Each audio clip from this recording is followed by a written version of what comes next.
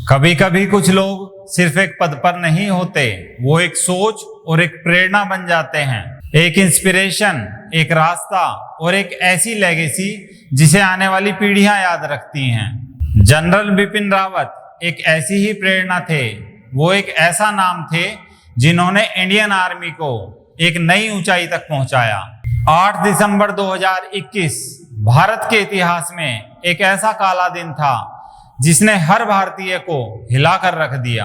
तमिलनाडु के कुन्नूर में हुए हेलीकॉप्टर क्रैश में देश ने अपने पहले chief of defence staff general Bipin Rawat को खो दिया।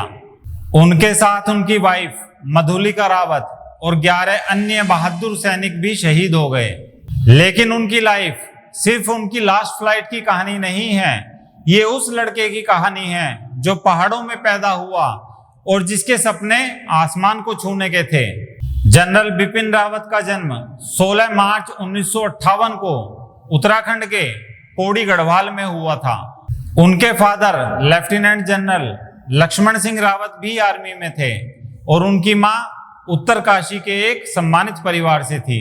कम ही लोग जानते हैं कि बिपिन रावत बचपन से ही पढ़ाई में ही नहीं बल्कि स्पोर्ट्स में भी चैंपियन थे। अपने स्कूल डेज में उन्होंने जूडो कराटे में ब्लैक बेल्ट हासिल की और हॉर्स राइडिंग में भी कई अवार्ड्स जीते।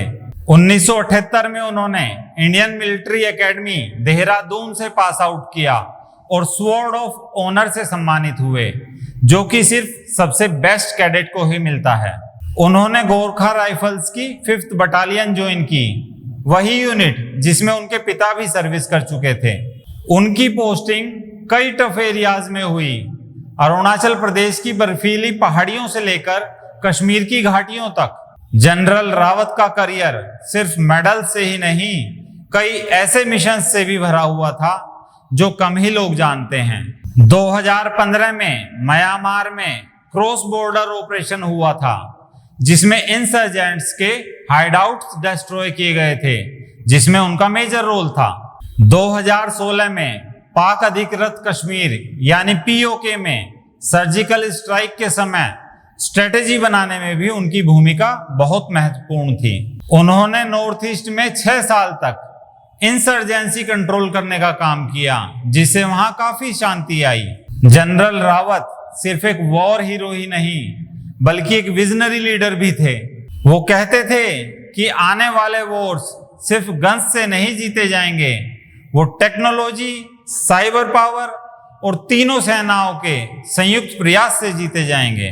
इसी विजन के साथ जनरल रावत 2019 में बने इंडिया के पहले चीफ ऑफ डिफेंस स्टाफ, जिनका मिशन था आर्मी, नेवी और एयरफोर्स को एक साथ लेकर चलना और उनसे एक टीम की तरह काम कराना। कम ही लोग जानते हैं कि जनरल रावत को बुक्स पढ़ने का बहुत शौक था, स्पेशली हिस्ट्री और मिलिट्री स्ट्रेटेजी पर। वो जवानों से कहते थे कि एक अच्छा सोल्जर पहले एक अच्छा इंसान होता है।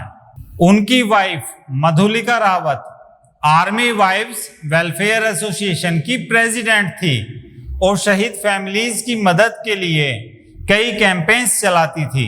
जनरल रावत कहते थे कि यदि आप सही हैं तो आपको डरने की जरूरत नहीं, और यदि आप गलत हैं तो आपको वहां होना ही नहीं चाहिए। उन्होंने हमें सिखाया है कि लीडरशिप का मतलब सिर्फ ऑर्डर्स देना नहीं होता है, बल्कि सबसे आगे खड़े होकर एग्जाम्पल सेट करना होता है। आज उनकी लेगेसी सिर्फ हिस्ट्री बुक्स में नहीं बल्कि हर उस सिटीजन के दिल में है जो अपने देश के लिए कुछ करना चाहता है। आइए हम सब सैल्यूट करें उस रियल हीरो को जिसने अपनी पूरी जिंदगी वर्दी पहनकर देश की सेवा के लिए समर्पित कर दी।